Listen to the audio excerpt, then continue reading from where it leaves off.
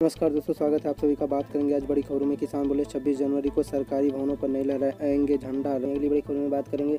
राहुल गांधी बोले मेरी बात को गांठ बांध लो, मोदी सरकार को वापस लेने होंगे कृषि कानून। वहीं अगली बड़ी खबर में बात करेंगे। कोरोना कालर ट्यून में नहीं सुनाई देगी अमिताभ बच्चन की आवाज़, याचिका हुई थी दायर। वहीं अगली बड़ी खबर में बात करेंगे। महंगाई भड़काएगी एमएसपी की गारंटी, खजाने पर बोझ के साथ आम उपभोक्ता को पड़ेगा भारी। वहीं अगली बड़ी खबर में बात करेंगे। कांग्रेस का दावा खतरे में, खट्टर सरकार पार्टी के संपर्क में, बीजेपी से जेजेपी के कई विधायक। वहीं अगली बड़ी खबर में बात करेंगे। 41 विधायक भाजपा में आने के लिए तैयार जा रही है ममता बनर्जी की सरकार, कैलाश विजयवर्गीय का है कहना। तो चलिए देखते हैं पहली बड़ी खबर को। तो वहीं पहली बड़ी खबर में बात करेंगे। किसान बोले 26 जनवरी को सरकारी भवनों पर नहीं लहराएंगे झंडा, रहेंगे राजपथ से दूर। दोस्तों हम आपको पूरी खबर बताते हैं। किसान संगठन 26 जनवरी को ऐसा कुछ नहीं करेंगे जिसमें देश के सम्मान को नुकसान पहुंचता हो। सरकारी भवनों पर लाल झंडा नहीं फहराया जाएगा। गणतंत्र दिवस पर किसान संगठन अपनी ट्रैक्टर परेड निकालेंगे, लेकिन मुख्य समारोह स्थल जैसे राजपथ से दूर रहेंगे। अखिल भारतीय किसान संघर्ष समन्वय समिति के सदस्य सरदार जगमोहन सिंह का कहना है कि किसान आंदोलन को लेकर सरकार की तरफ से कई तरफ की भ्रामक सूचनाएं फैलाई जा रही हैं। इसमें एक बात यह भी रही है कि गणतंत्र दिवस पर किसान संगठन सरकारी भवनों पर कोई झंडा आदि फहराएं या नहीं, उनकी शोभा खराब करेंगे, ऐसा कुछ भी नहीं है। किसान अपने देश के गौरव और सम्मान को समझते हैं और उसका आदर भी करते हैं। वहीं अगली बड़ी खबर निकल के आ रही है। राहुल गांधी बोले मेरी बात को गांठ बांध लो, मोदी सरकार को वापस लेने होंगे कृषि कानून। हम दोस्तों हम आपको पूरी खबर बताते हैं। कांग्रेस के पूर्व अध्यक्ष राहुल गांधी ने तमिलनाडु के मौदौर में जाली कट्टू के आयोजन को देखा। इस दौरान राहुल गांधी ने यह मोदी सरकार पर निशाना साधा। राहुल गांधी बोले कि सरकार किसान को नजरअंदाज नहीं कर रही है, बल्कि उन्हें बर्बाद करने का षड्यंत्र रच रही है। राहुल गांधी बोले कि जिन कानूनों को मोदी सरकार जबरदस्ती लाई है, आप मेरी बात को गांठ बांध लीजिए, मोदी सरकार को कृषि कानून को वापस लेना होगा। पत्रकारों से बात करते हुए राहुल ने कहा कि भाजपा अपने 2 या 3 दोस्तों को लाभ पहुंचाने की कोशिश कर रही है, जिसे हम सफल नहीं होने देंगे। उन्होंने कहा कि मोदी सरकार किसानों की उपेक्षा ही नहीं कर रही, बल्कि उन्हें पूरी तरह से नष्ट करने की साजिश भी कर रही है। उन्होंने कहा कि पंजाब और हरियाणा के किसान जान की परवाह किए बिना दिल्ली बॉर्डर पर शांतिपूर्वक आंदोलन कर रहे हैं, लेकिन सरकार उनकी एक भी नहीं सुन रही है। सरकार किसानों की जमीन हथियाकर अपने उद्योगपति मित्रों को देना चाहती है। दोस्तों ये अगली बड़ी खबर निकल के आ रही है। कोरोना कालर ट्यून में नहीं सुनाई देगी अमिताभ बच्चन की आवाज़, याचिका हुई थी दायर। दोस्तों हम आपको पूरी खबर बताते हैं। कोरोना काल में लोगों को हर माध्यम से जागरूक किया गया है। इसके तहत फोन नंबर की कालर ट्यून भी कोरोना का जिक्र होने लगा और यहाँ बॉलीवुड के महानायक अमिताभ बच्चन की आवाज़ में जागरूकता संदेश दिया जाने लगा। लेकिन अब शुक्रवार 15 जनवरी से कोरोना कालर ट्यून में बिग बॉस की आवाज़ नहीं सुनाई देगी। बता दें कि बिग बी की आवाज़ को हटाने के लिए दिल्ली हाईकोर्ट में याचिका भी दायर हुई थी, लेकिन उसकी वजह से कालर ट्यून नहीं बदल गई। दरअसल अब फ़ोन करने पर कोरोना टीकाकरण की नई कालर ट्यून सुनाई करेगी। दोस्तों हम आपको बताते हैं, जानकारी के मुताबिक 16 जनवरी से देश में टीकाकरण अभियान शुरू हो जाएगा। ऐसे में 15 जनवरी को कोरोना कालर ट्यून बदली जाएगी, जो टीकाकरण पर आधारित होगी। माना जा रहा है कि अमिताभ बच्चन की आवाज़ वाली कोरोना कालर ट्यून हटाने की असल वजह यही है। तो ये अगली बड़ी खबर निकल के आ रही है। महंगाई भड़काएगी एमएसपी की गारंटी, खजाने पर बोझ के साथ अब उपभोक्ताओं की जेब पर पड़ेगा भारी। दोस्तों हम आपको पूरी खबर बताते हैं।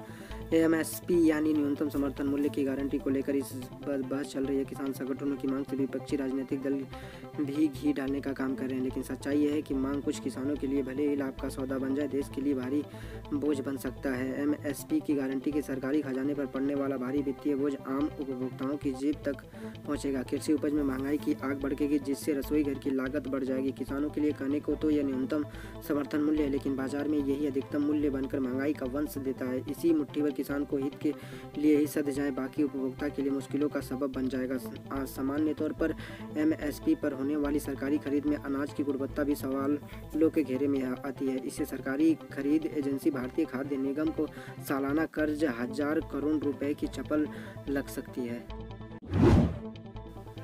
दोस्तों ये अगली बड़ी खबर में बात करेंगे। किसानों का दावा खतरे में, खट्टर सरकार पार्टी में के संपर्क में, बीजेपी से जेजेपी के कई विधायक। दोस्तों हम आपको पूरी खबर बताते हैं। किसानों के आंदोलन ने हरियाणा की सियासत गरमा दी है। कांग्रेस का दावा है कि हरियाणा में खट्टर सरकार खतरे में है। कांग्रेस की माने तो भाजपा और जसपा के कोई विधायक उनके संपर्क में है। हरियाणा कांग्रेस की अध्यक्ष कुमारी सैलजा का कहना है कि हरियाणा के खट्टर सरकार के बहुत ऐसे विधायक हैं जो असलियत को देख रहे हैं और हमारे संपर्क में है। जब परिस्थितियाँ पैदा होंगी तो संविधान को देख कांग्रेस सरकार बनाने की कोशिश कर रही है। कुमारी सैलजा ने कहा कि आज जो स्थिति जो पैदा हुई है उसमें बहुत से विधायक उसकी हकीकत को जान पहचान रहे हैं, जाने वह सत्ता पत्ता हो या उनकी सहयोगी का। फिर निर्दलीय कुमारी सैलजा ने कहा कि इसे ऐसी कोई विधायक उनसे बात भी नहीं करते और अपनी नाराजगी भी जाहिर करते हैं। उन्होंने कहा कि आगे जो स्थिति होगी कांग्रेस उस हिसाब से फैसला भी करेगी।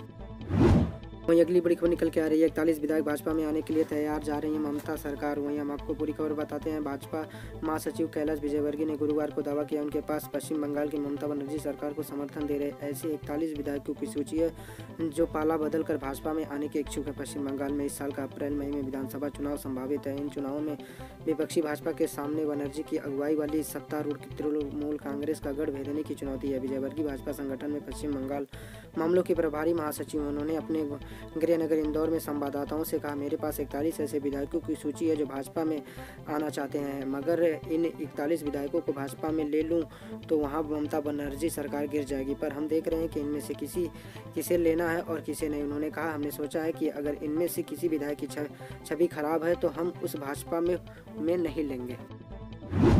दोस्तों वहीं अगली बड़ी खबर निकल के आ रही है। सपा मुखिया अखिलेश यादव ने चली बड़ी चाल, 2 प्रत्याशी उतार, चुनाव बनाया रोमांचक। दोस्तों हम आपको पूरी खबर बताते हैं। उत्तर प्रदेश विधान परिषद चुनाव में 12 सीट पर 28 जनवरी को होने वाले मतदान को लेकर भारतीय जनता पार्टी के साथ अन्य दल सभी प्रत्याशियों के चयन में लगे हैं कि समाजवादी पार्टी के मुखिया अखिलेश यादव ने बड़ी चाल चल दी है। समाजवादी पार्टी के पास आराम से सिर्फ 1 सीट जीतने का संख्या बल है। ऐसे में अखिलेश यादव ने 2 प्रत्याशियों का नाम जारी करके भाजपा के साथ अन्य दलों के खेमे में खलबली मचा दी है। समाजवादी पार्टी ने मुखिया अखिलेश यादव ने बुधवार को विधान परिषद चुनाव के लिए 2 कछावर नेताओं और अहमद हसन और राजेंद्र चौधरी के नामों की घोषणा भी कर दी है।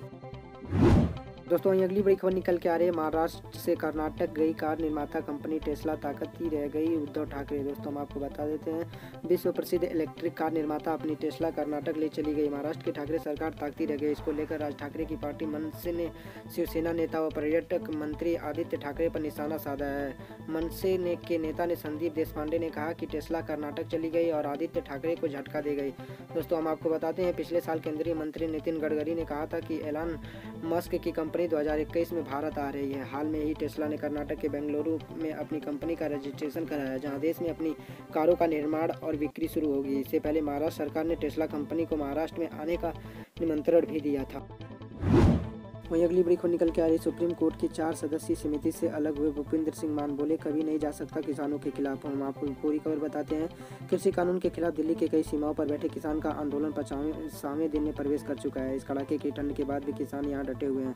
उनका कहना है कि जब तक किसान तीनों कानूनों को वापस नहीं ले लेते तब तक हम यहीं बैठे रहेंगे। वहीं सुप्रीम कोर्ट द्वारा कृषि कानून की समीक्षा के लिए कमेटी बनाने के बाद 15 जनवरी को होने वाली बैठक पर अनिश्चितता का माहौल है। इस बीच यह खबर है कि सुप्रीम कोर्ट द्वारा गठित कमेटी के एक सदस्य भूपेंद्र सिंह मान ने खुद को कमेटी से अलग कर दिया है। उन्होंने कहा कि वह किसानों की जज्बात देख अलग हुए हैं। यहाँ हम आपको पूरी खबर बताएंगे कि राकेश टिकैत ने भूपेंद्र मान के फैसले को बताया आंदोलन के वैचारिक जीत। भामिक्यू के राष्ट्रीय प्रवक्ता राकेश टिकैत ने कहा कि भूपेंद्र सिंह मान का सुप्रीम कोर्ट की समिति से अलग होना किसान आंदोलन की वैचारिक जीत है। हम भूपेंद्र सिंह मान को आमंत्रित करते हैं कि वो भी आंदोलन में शामिल हो। वहीं हम आपको बताते हैं, सुप्रीम कोर्ट ने कृषि कानूनों की समीक्षा के लिए जो 4 सदस्यीय कमेटी बनाई है उसमें भूपेंद्र सिंह मान ने खुद को अलग कर लिया है। मान का कहना है कि वह किसानों की जज्बात को देखते हुए कमेटी से अलग हुए हैं। उनका कहना है कि वो किसानों के साथ हमेशा खड़े रहेंगे और उनके हितों के खिलाफ कभी नहीं जाएंगे। दोस्तों अगली बड़ी खबर में बात करेंगे, चेन्नई में भाजपा का पोंगल, नड्डा बोले पीएम मोदी की मंशा तमिलनाडु विकास की छलांग लगाएंगी। दोस्तों हम आपको पूरी खबर बताते हैं। भाजपा के राष्ट्रीय अध्यक्ष जेपी नड्डा गुरुवार शाम चेन्नई पहुंचे। वहां एक पोंगल आयोजित एक कार्यक्रम में शरीफ होंगे। इस साल तमिलनाडु के विधानसभा चुनाव होने वाली ऐसे देखते हुए कांग्रेस के पूर्व अध्यक्ष राहुल गांधी और भाजपा के राष्ट्रीय अध्यक्ष नड्डा का एक ही दिन व त्यौहार के मौके पर यह पहुंचना भावी सियासी रियासत को संकेत दे रहा है। दोस्तों हम आपको बताते हैं, नड्डा शाम को चेन्नई पहुंचे हुए यहाँ भाजपा के पोंगल कार्यक्रम में शामिल हुए। देर शाम चेन्नई भाजपा के पोंगल फेस्टिवल को संबोधित करते हुए जेपी नड्डा ने कहा कि प्रधानमंत्री नरेंद्र मोदी पूरे देश आगे बढ़े चाहते हैं, लेकिन यह चाहते हैं कि तमिलनाडु विकास की छलांग लगाए।